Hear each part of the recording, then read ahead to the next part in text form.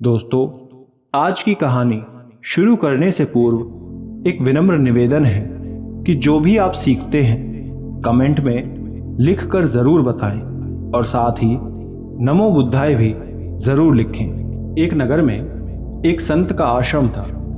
वो आश्रम जितना पुराना था उसकी उतनी ही प्रसिद्धि थी। संत के कई शिष्य वहां रहते थे। नगर नगर के लोग उस संत के उपदेशों से, उनकी शिक्षा से प्रभावित थे। संत प्रतिदिन अपने शिष्यों को शिक्षा दिया करते थे। संत ने आश्रम में कुछ नियम बना रखे थे। वो उन्हीं नियमों के अनुसार आश्रम को चलाते आ रहे थे। सभी शिष्य उन नियमों पर ही चलते थे। उन सभी शिष्यों में एक ऐसा भी शिष्य था जो कुछ वर्ष पहले ही आश्रम में आया था। वैसे तो ये शिष्य बहुत ही बुद्धिमान था, जल्द ही हर चीज सीख लिया करता था और अब तक सही तरह से शिक्षा लेते आ रहा था। लेकिन उस शिष्य की एक आदत थी, वो हमेशा बड़े ध्यान से शिक्षा देते समय महात्मा को ध्यान से देखा करता था। वो हमेशा देखता और सोचता कि एक गुरु का अलग ही स्थान होता है।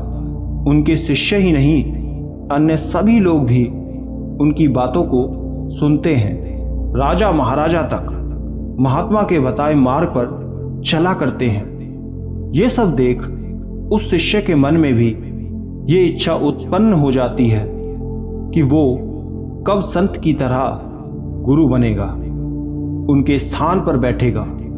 वो भी चाहता था एक गुरु के समान सभी के बीच में रहे। एक दिन संत सभी शिष्यों को सुबह सुबह उपदेश दे रहे थे। ये शिष्य भी वहीं बैठा था। उपदेश पूरा होने के बाद जब सभी शिष्य उठकर स्वयं के कार्य में लग जाते हैं, तब वो शिष्य उन संत के समक्ष जाता है और कहता है कि मैं आपसे कुछ पूछना चाहता हूं गुरुवर। तब संत कहते हैं कि पूछो।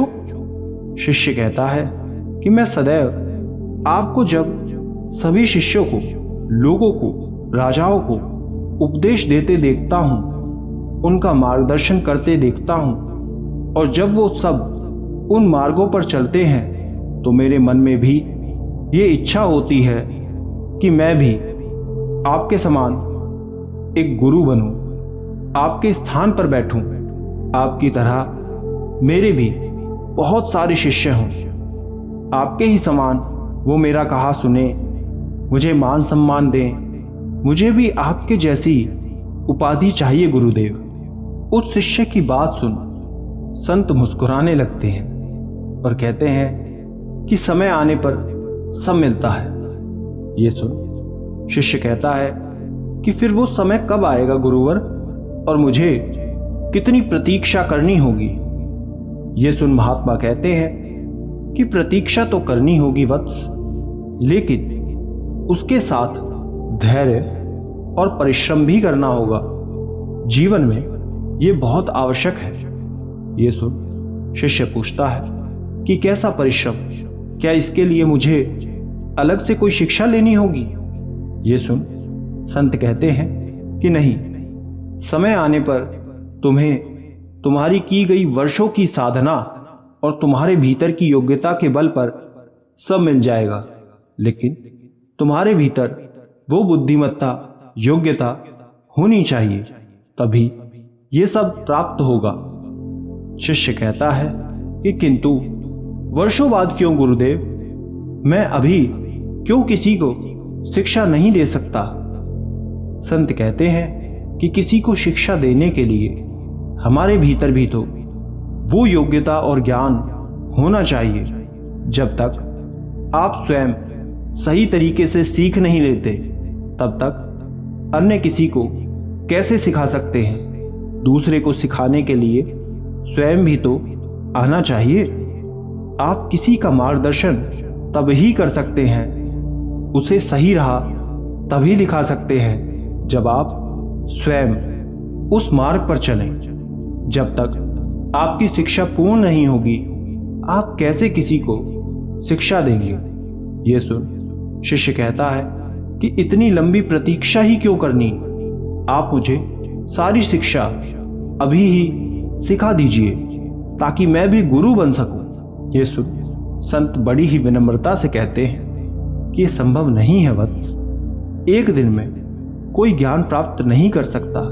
मैं स्वयं कई वर्षों की प्रतीक्षा के बाद आज यहाँ हूँ। मैंने भी तुम्हारी तरह शिक्षा ली, सत्य के मार्ग पर चला, प्रतीक्षा की है, तुम्हें भी ये करना ही होगा। ये सुन शिष्य हठ पर आ जाता है कि उसे जल्द से जल्द गुरु बनना है, संत के समान बनना है। ये सुन वो महात्मा तख्त पर ही खड़े हो जाते हैं और नीचे बैठे शिष्य को कहते हैं कि जरा खड़े हो ना। शिष्य खड़ा हो जाता है। तब महात्मा कहते हैं कि जरा इस तख्त से मुझे अन्य किसी दूसरे तख्त पर कर देना, किंतु इससे ऊंचे वाले तख्त पर पहुंचाना। ये सुन शिष्य कहता है कि किंतु वो मैं कैसे कर सकता हूं। संत कहते हैं कि क्यों नहीं कर सकते। शिष्य कहता है कि आप मेरे साथ मजाक कर रहे हैं गुरुदेव। भला मैं जब स्वयं नीचे खड़ा हूं तो यहां से आपको कैसे उठाकर अन्य तख्त पर पहुंचा सकता हूं। ऐसा करने के लिए तो फिर पहले से खुद मुझे ही ऊपर आना होगा और तब मैं ये कर सकता हूं। ये सुन महात्मा कहते हैं कि जिस प्रकार तुम नीचे खड़े होकर मुझे ऊंचाई पर नहीं पहुंचा सकते क्योंकि तुम्हें स्वयं उसके लिए ऊंचे स्थान पर आना होगा, ठीक उसी प्रकार एक गुरु बनने के लिए किसी शिष्य को शिक्षा देकर ऊपर उठाने के लिए तुम्हें स्वयं का स्तर भी ऊंचा करना होगा। जब तक तुम स्वयं उच्च स्तर पर नहीं रहोगे, किसी को कैसे आगे ले जाओगे। गुरु बनने के लिए तुम्हें स्वयं का ज्ञान शिक्षा को पूर्ण करना होगा, स्वयं का एक स्थान प्राप्त करना होगा, स्वयं को उस योग्य बनाना होगा, तभी जाकर तुम एक गुरु के स्थान पर बैठ सकते हो। गुरु का अर्थ है कि अपने शिष्य को आगे बढ़ाए, उसे सही ज्ञान दे, उसके भीतर की उलझनों को समझे, और ये तभी संभव है जब आप स्वयं उस योग्य होंगे। और उस योग्य बनने के लिए तुम्हें भी सब गुरु की भांति सही तरह से अपनी शिक्षा पूर्ण करनी होगी। इसलिए आप पहले स्वयं की शिक्षा पर ध्यान दें, स्वयं की शिक्षा पूरी करें, धैर्य रखें। समय के साथ सब आपको प्राप्त होगा। गुरु बनने के बाद ही आपको मान सम्मान नहीं मिल जाता है, आपको आपके ज्ञान के अनुसार, अनुभव के अनुसार, शिक्षा के अनुसार सब मिलता है। यदि आपके भीतर वो योग्यता है तो आपको स्वयं सब मिलेगा, क्योंकि ये सब आपके गुणों पर मिलता है, मांग कर नहीं। और सदैव ये बात स्मरण रखना कि कभी कुछ भी पाने की चाह से कुछ नहीं करना चाहिए। सदैव साफ मन से, अच्छी भावना से कुछ करो, कर्म करो, परिश्रम करो, फल की चिंता मत करो। महात्मा द्वारा समझाए जाने पर तब उस शिष्य को यह एहसास होता है कि वो बहुत जल्दबाजी कर रहा है। उसे अभी स्वयं की शिक्षा पर ध्यान देना चाहिए और धैर्य रखना चाहिए। शिष्य पूरी तरह से गुरु के आशय को समझ जाता है। दोस्तों, इस कहानी से यही सीख मिलती है कि कोई भी पद प्राप्त करने के लिए हमें स्वयं पहले परिश्रम करना चाहिए, स्वयं को उस योग्य बनाना चाहिए, तभी आपको वो सब मिलता है। आप अपनी योग्यता और परिश्रम के बल पर सब कुछ प्राप्त कर सकते हैं। बस आप सही ढंग से परिश्रम करें और स्वयं को उस योग्य बना लें। दोस्तों, जो कुछ भी आप इस कहानी में सीखेंगे कमेंट में लिखकर ज़रूर बताना, और सब तक इस वीडियो को शेयर ज़रूर करना। एक बार संत और उनके कुछ शिष्य किसी यात्रा से भ्रमण करके लौट रहे थे। मार्ग में आते समय संत और उनके शिष्य एक नगर में रुक जाते हैं और विश्राम करने के लिए एक वृक्ष के नीचे बैठ जाते हैं। कुछ देर विश्राम करने के बाद संत अपने सभी शिष्यों को उपदेश देने लगते हैं। नगर के अन्य लोग भी उन्हें देख लेते हैं और वहां पे आ जाते हैं और सभा में बैठ उपदेश सुनने लगते हैं। उन संत की ज्ञान भरी बातें सुन सभी काफी प्रभावित होते हैं। तभी एक नगर का व्यक्ति जो कि वहीं सभा में बैठा हुआ था संत से कहता है कि गुरुवर, क्या मैं आपसे एक प्रश्न कर सकता हूं? संत उस व्यक्ति की तरफ देख के कहते हैं कि मैं यहां बैठा ही इसलिए हूं कि आप सभी की भीतर की उलझनों का समाधान कर सकूं। पूछो जो कुछ पूछना है। तब व्यक्ति कहता है कि गुरुवर, इस दुनिया में हर तरह के लोग हैं, कुछ अच्छे हैं तो कुछ बुरे हैं। अक्सर हमने देखा है कि कुछ लोग बाहर से जितना अच्छा होने का दिखावा करते हैं, भीतर से उतने ही बुरे होते हैं। वहीं जो बाहर से कठोर होते हैं, बुरे होते हैं, वो भीतर से विनम्र होते हैं, नम्र स्वभाव के होते हैं, अच्छे हृदय वाले होते हैं। गुरुवर, हम साधारण से लोग हैं, मजदूरी करके अपना जीवन व्यतीत कर रहे हैं। जल्दी कोई हमारी मदद नहीं करता। मैंने हमेशा देखा है कि जब किसी गांव में या नगर में कोई साधु, संत या बड़े बड़े महात्मा आते हैं, तब गांव के या नगर के धनी सेठ या राजा उनकी बहुत अधिक आवभगत करते हैं, उनको दान दक्षिणा देते हैं। लेकिन यदि वहीं हम उनसे मदद मांगने स्वयं से जाएं, तो वो हमें दुत्कार देते हैं। ऐसा क्यों होता है? वो हमारे साथ इस तरह का बुरा व्यवहार क्यों करते हैं? मुझे तो समझ ही नहीं आता कि किसे अच्छा समझूं और किसे बुरा। आप ही बताएं, क्या सही है, क्या गलत है? उस व्यक्ति का ये प्रश्न सुन संत कुछ देर के लिए मौन हो जाते हैं और काफी देर तक सोच विचार करने के बाद कहते हैं कि इस संसार में हर तरह के लोगों से तुम्हारा आमना सामना होगा।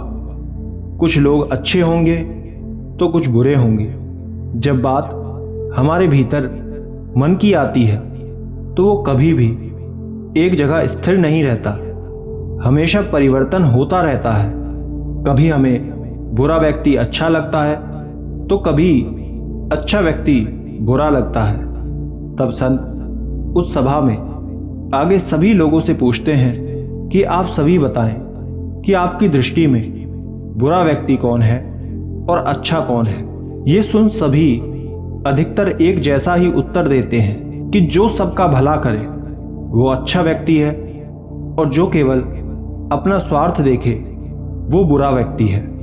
तब सबके अलग अलग उत्तर सुन संत कहते हैं कि देखो प्रिय, जो व्यक्ति सदैव दूसरे के दुख में खुश होता है, किसी के भीतर यदि कोई कमी है, बुराई है, उसे सबको बताता है, किसी की शिकायत करता है या किसी की बुराई करता है, वो सभी बुरे व्यक्ति की श्रेणी में आते हैं। जो व्यक्ति किसी अन्य व्यक्ति के भीतर के अच्छे गुणों के होते हुए भी उसे नहीं बताता, केवल उसकी बुराई ही करता है, या जब किसी व्यक्ति के गुणों की प्रशंसा सुन दुखी होता है, उसे वो सुनना अच्छा नहीं लगता, वो व्यक्ति भी बुरे व्यक्ति की श्रेणी में रखा जाता है।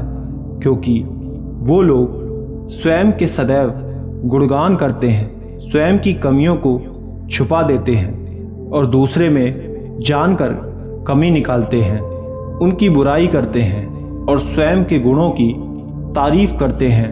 वो बुरा व्यक्ति कहलाता है। वो लोग कभी किसी दूसरे के बारे में अच्छा नहीं सोच सकते। वो सदैव उनके दुख में खुश होते हैं। उन्हें केवल स्वयं के जीवन में खुशियां चाहिए, दूसरे को खुश नहीं देख पाते। तब वो पूछता है कि लेकिन उनका व्यवहार हमारे प्रति ऐसा क्यों है? तब संत कहते हैं कि ये उनकी मन की भावना और मानसिकता है। व्यक्ति को सदैव जरूरतमंद की सहायता करनी चाहिए, कभी किसी को धुतकारना नहीं चाहिए।